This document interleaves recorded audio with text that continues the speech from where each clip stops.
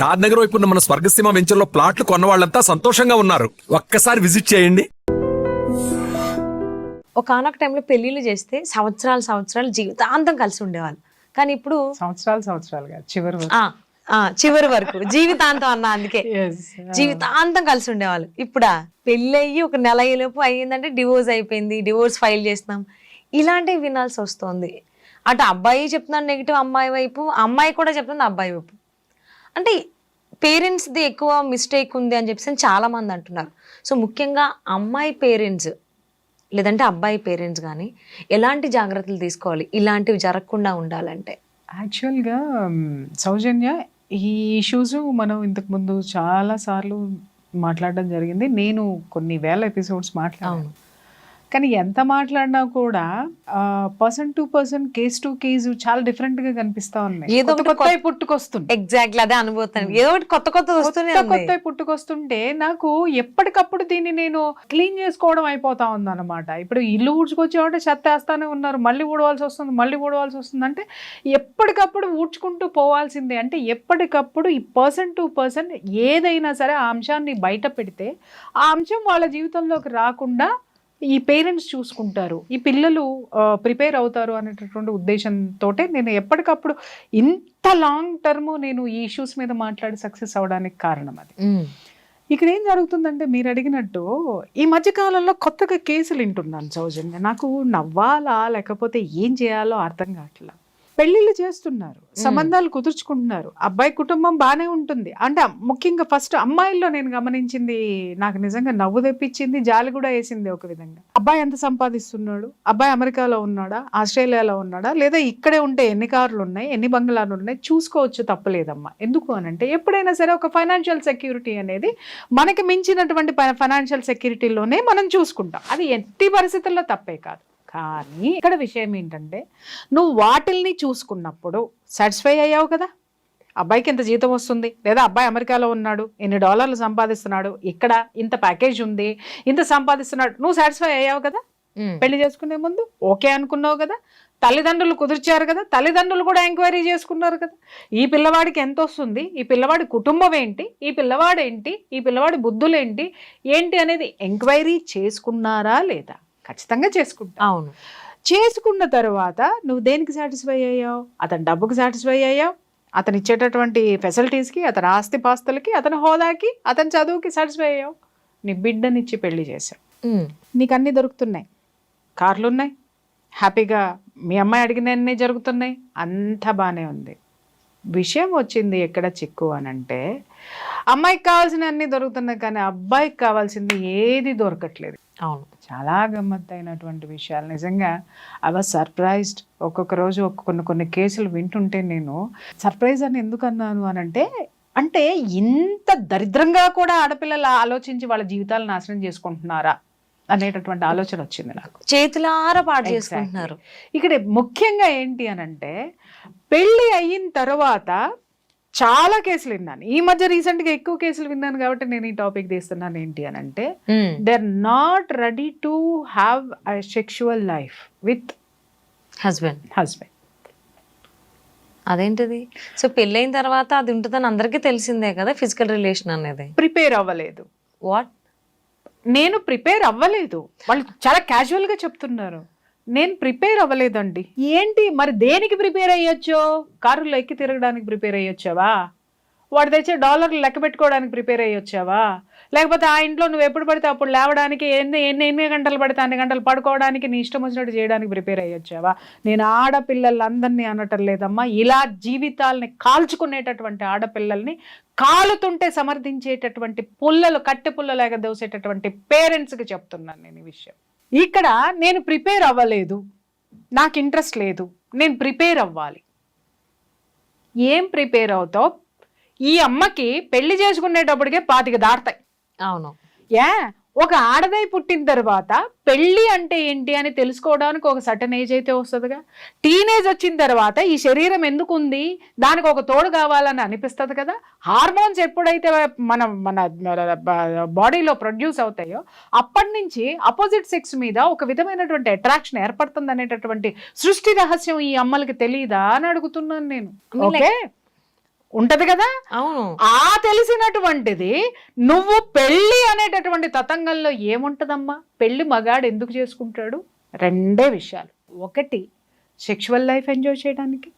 రెండు, వంశాంకురాలతోటి life long తనకు ఒక తోడుని వెతుక్కొని ఆ వంశంలో తనకంటూ బిడ్డల్ని కని తనకు ఒక ఆసరాని ఏర్పాటు చేసుకోవడానికి భార్యను తెచ్చుకుంటాడు. ఓకే, ఆ భార్య విలువ తెలియకుండా రాసి రంపాను పెట్టే దరిద్రుల గురించి తర్వాత మాట్లాడదాం మనం. రైట్, దీనికోసమే వాడు తెచ్చుకుంటాడు. ఎప్పుడైతే నువ్వు ఈ ఇంటికి వచ్చావో నేను ప్రిపేర్ అవ్వలా లేదు అని నువ్వు కూర్చుంటే నాకు అర్థం కాక అడుగుతాను, వాడు దేనికి ప్రిపేర్ అవ్వాలమ్మా? దేనికి ప్రిపేర్ అవ్వాలి వాడు? అది చెప్పండి. ఇచ్చి పుచ్చుకోవడం అనేది ప్రతి విషయంలోనూ ఉంటుంది, ప్రకృతిలో కూడా ఉంటుంది. అర్థమైందా? మొక్కకి నీళ్లు మనం పోస్తేనే అది మనకు ఆక్సిజన్ ఇస్తుంది, పెరుగుతుంది. అలాగే వర్షం వస్తేనే ఆ మొక్క చిగురిస్తుంది, దాని నుంచి ఆక్సిజన్ మనకు వస్తుంది. మనం వదిలేసిన కార్బన్ డైఆక్సైడ్ అది తీసుకుంటుంది. ఇచ్చి పుచ్చుకునే ధోరణి ప్రకృతిలోనే ఉంది, మనుషుల్లో ఎందుకు ఉండదు? ఇక్కడ చాలామంది తెలివిగా మాట్లాడతారు ఏంటంటే ఆడపిల్లలు, అవునండి ఓర్చుకోవాలి అని అంటారు. ఓర్చుకోవాలి, కానీ దేనికి ఓర్చుకోవాలి? నువ్వు రైట్ రాయల్గా ఇంటికి వచ్చేసి ఏ విధమైనటువంటివి నువ్వు ఇవ్వకుండా అక్కడ కూర్చొని పొద్దున్నే ఈ అమ్మ 10ంటికి లేస్తుందో తెలియదు, 11ంటికి లేస్తుందో తెలియదు, 12ంటికి లేస్తుందో, కనీసం కప్పు కాఫీ కూడా వాడు నోచుకోడు. సరే వాడు తిప్పలేదో వాడు పడుతున్నాడు, సరే నేను చేసుకున్నాను కదా ఈ అమ్మాయి తెలుసుకుంటుందిలే అని చెప్పేసి అని కాఫీ దగ్గర నుంచి వంట దగ్గర నుంచి అన్ని వాడే చేసుకునేటటువంటి ప్రయత్నాలు జరిగిన తర్వాత కూడా, లేచిన తర్వాత కూడా వండింది తినడానికి కూడా వంకలు పెట్టి స్విగ్గీ ఆర్డర్లో ఇంకోటో తెచ్చి మళ్ళీ ఈడి జేబుకే బొక్క. ఏం ఎంజాయ్ చేస్తున్నావు నువ్వు? వాడితో కారుల్లో మళ్ళీ సాయంత్రం అయ్యేసరికి బయటికి తీసుకెళ్ళాలి. బయటికి తీసుకెళ్ళి లైఫ్లో అన్న తిప్పుకు రావాలి, ఏది కావాలంటే అది తినిపించాలి, లైఫ్ ఎంజాయ్ చేయాలి, బయటికి తీసుకెళ్ళాలి. ఈ మధ్య పేరెంట్స్ కూడా ఇది ఎక్కువ మాట్లాడుతున్నారు. అవును, ఎక్కడికి తీసుకెళ్ళడండి అని. అది తప్పు. ఎక్కడికి తీసుకెళ్ళకుండా ఉండడం అనేది తప్పు. కానీ అప్పుడప్పుడు ఖచ్చితంగా రిలాక్సేషన్ అనేది భార్యకి కావాలి. కానీ ప్రతిరోజు ప్రతి నిమిషం కోరుకున్నప్పుడల్లా ఇదేంటి ఏమంటారు, వాడేదో నీకు డ్రైవర్ ఉద్యోగం చేయాలి, తర్వాత ఏం ఉద్యోగం చేయాలి? నీకు సంపాదించి పెట్టేటటువంటి ఒక ఉద్యోగిగా నీ దగ్గర ఉండాలి. ఆ తర్వాత ఏముండాలి? నీకు బాడీ గార్డ్ కింద వాడు ఉండాలి. తర్వాత ఏముండాలి? లైఫ్లో నువ్వు ఎప్పుడు పడేస్తావా ఒక జీవితం అనేటటువంటి ఎదురు చూసేటటువంటి ఒక దాన్ని ఏమంటారు, ఒక పెట్టు డాగ్ మాదిరి నీ దగ్గర ఇట్లా కూర్చొని ఎదురు చూస్తూ ఉండాలా? ఎంతవరకు న్యాయం అమ్మా ఇది? ఒక్కసారి చెప్పండి. అంటే ఎవరైతే అమ్మాయిలు ఉన్నారో నేను ప్రిపేర్ అవ్వలేదు, నాకు ఇంకా టైం కావాలి అంటే అది కిడ్స్ వైస్ ఆలోచించుకుంటే అంతవరకు ఓకే. ఈ ఫిజికల్ రిలేషన్ కూడా కాదు అంటే దానికి అమ్మాయి పేరెంట్సే అమ్మాయికి సపోర్ట్ చేస్తున్నారు. మా అమ్మాయి అలాగే ఉంటది, మా అమ్మాయి అంతే, మా అమ్మాయి పిల్లలకి అందం. ఎగ్జాక్ట్లీ. అంటే ఈ మాటలు వింటుంటే షాక్ అనిపిస్తోంది అసలు. ఈ పేరెంట్స్ నేను ఒకటి అడుగుతున్నా, ఈ పేరెంట్స్ కల్చర్ ఎట్లా ఉంటుందో చెప్పమంటావమ్మా? ఇలా మాట్లాడేటటువంటి పేరెంట్స్ లో ఆ ఇద్దరు పేరెంట్స్ కి సఖ్యత ఉండదు, నంబర్ 1. ఓకే. రెండోది ఏంటి అనంటే వాళ్ళకి అసలు అవగాహనే లేదు. ఒక సంసారం అంటే వీళ్ళు మీరు కరెక్ట్ గా చూసుకోండి, ఈ పేరెంట్స్ బంధువులను ఎవరిని రానివ్వరు, బంధువులతోటి వీళ్ళకి సఖ్యత ఉండదు, ఇంట్లో వీళ్ళకి సఖ్యత ఉండదు. అసలు జీవితం యొక్క విలువ, ఆ టేస్ట్, ఆ మాధుర్యం తెలియనటువంటి జడ పదార్థాలు ఎవరైతే ఉంటారో, స్వార్థపరులు ఎవరైతే ఉంటారో వాళ్ళ సంసారాల్లోనే ఇలాంటి ఆడపిల్లలు ఇలాంటి పెరుగుదలలో ఉన్నారు, ఇలాంటి పెంపకంలో ఉన్నారు. నేను ఇక్కడ ఒక ప్రశ్న ఈ ఆడపిల్లల్ని వేస్తున్నా, నువ్వు ప్రిపేర్ అవ్వకుండా పెళ్ళెందుకు చేసుకున్నావు? వాళ్ళ చేత పెళ్లి కోసం అన్ని లక్షలు ఎందుకు ఖర్చు పెట్టించావు? నీ ఖర్చు అయితే నీ ఆనందం కోసం నువ్వు ఖర్చు పెట్టుకున్నావు, తీసి పక్కన పడే. వాళ్ళ చేత అన్ని లక్షలు ఖర్చు పెట్టించి మట్టలు పెట్టించుకున్నావు, మెల్ల తాళి కట్టించుకున్నావు, గొలుసులు వేయించుకున్నావు, బంగారాలు పెట్టించుకున్నావు, నీకు కావాల్సిన ముక్కు నుంచి మూతి వరకు టాప్ టు టో వరకు అన్ని చేయించుకున్నావు. నువ్వు ఆటలకి ప్రిపేర్ అయ్యిన దానివి, నువ్వు వాడు ఎందుకు పెళ్లి చేసుకుంటున్నాడో దానికోసం నువ్వు ప్రిపేర్ అవ్వలేదు. ప్రకృతి సహజమైనటువంటి ఈ కార్యక్రమానికి నువ్వు ప్రిపేర్ అవ్వలేదు అని అంటే ఎవరిని మోసం చేయడానికి నువ్వు పెళ్లి చేసుకున్నావు అంటే జనము ఇంకా మీ అమ్మాయికి పెళ్లి కాలేదేంటి అంటే ఎవడో ఒకటి దొరుకుతాడులే. ఆ దొరికేవాడు కూడా మళ్ళీ ఒక హోదా ఉన్నాడు కావాలి, మళ్ళీ వీళ్ళని భరించేటటువంటి వాడు. ఆ బకరాగాడిని ఎత్తి పట్టుకొని బకరాలతో ఆటలాడేసుకుంటారమ్మా వీళ్ళు. రైట్. ఇక్కడ నువ్వు అన్నట్టు పేరెంట్స్ చిత్రంగా నా దగ్గరికి వచ్చిన కేసులు కూడా నేను అడిగాను, ఏంటండి అని. మా అమ్మాయికి కొంచెం టైం పడుతుందండి, టైం ఇవ్వండి అంటే 2 నెలలు అయిపోయా, 3 నెలలు అయిపోయా, 6 నెలలు అయిపోయా, ఇంకెంత టైం కావాలరా నీకు? ఎంత టైం కావాలి? ఈ 6 నెలలు వాడు మాత్రం ఖర్చు పెట్టుకుంటూ పోవాలి. అంటే వాడిచ్చిన కమిట్మెంట్ వాడు మాత్రం ఫుల్ఫిల్ చేయాలి.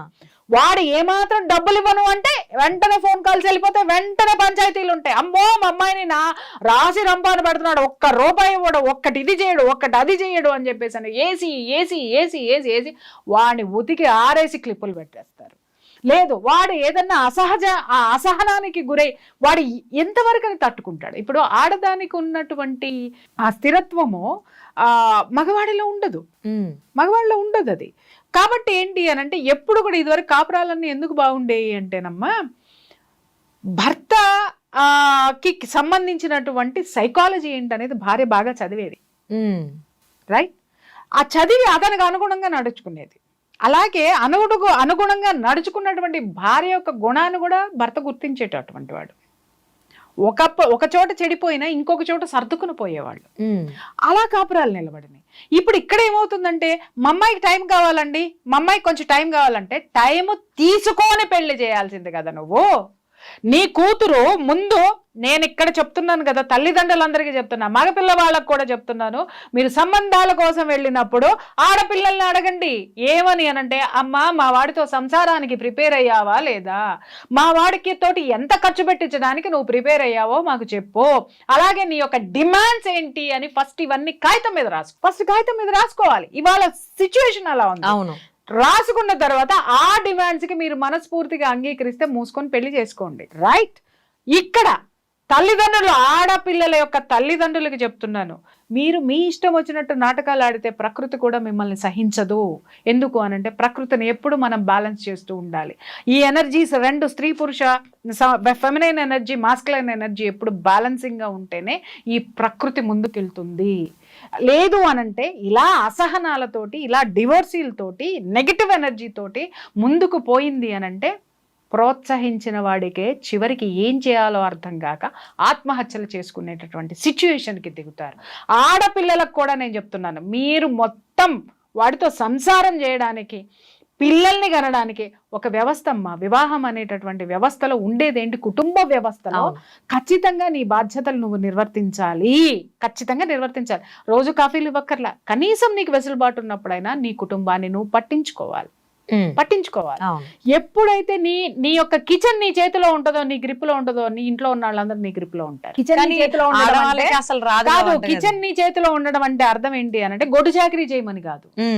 అంత అద్భుతంగా వచ్చిన వాళ్ళని ఆదరించి చక్కగా వాళ్ళకి నువ్వు ఏదైతే పెడతావో ప్రతి ఒక్కళ్ళు నిన్ను ఆదరిస్తారు. ఇల్లు మొత్తం నీ చేతిలో ఉంటుంది, ప్రతి ఒక్కళ్ళు నిన్ను లైక్ చేస్తారు. అది కాకుండా నేను ప్రిపేర్ అవ్వాలా, నేను 10 దాకా పడుకుంటా, నేను 1 గంట, ఏమ్మా ఒక మనిషివి కాదా? ఆడదాని అనేది తీసి పక్కన పెడతా. అసలు కనీసం నీ ఆరోగ్యానికి సంబంధించినంత వరకు నీకు ఒక డిసిప్లిన్ లేదా? పొద్దున్నే లేవడం అనేది లేదా? ఏం పీకుతున్నావు అని నువ్వు 11-12 వరకు పడుకుంటావు నువ్వు? చెప్పండి. ఈ తల్లిదండ్రులు ఇలా నేర్పి, ఆడపిల్లలకి నేర్పి ఈ ప్రకృతి ముందుకు పోకుండా ఈ వ్యవస్థల్ని భ్రష్టు పట్టించేటటువంటి ఆడపిల్లల తల్లిదండ్రులకి చెప్తున్నాను, ఇవాళ వీడితోటి మీ అమ్మాయి సంసారం చేయడానికి టైం పడుతుంది, టైం కావాలి. మరి వీడు ఎన్నాళ్ళని ఓర్చుకుంటాడు? గో ఫర్ డైవర్స్, అంతే కదా. వాడికి ఎన్నాళ్ళని భరిస్తాడు? వీడు డైవర్స్కి వెళ్తాడు.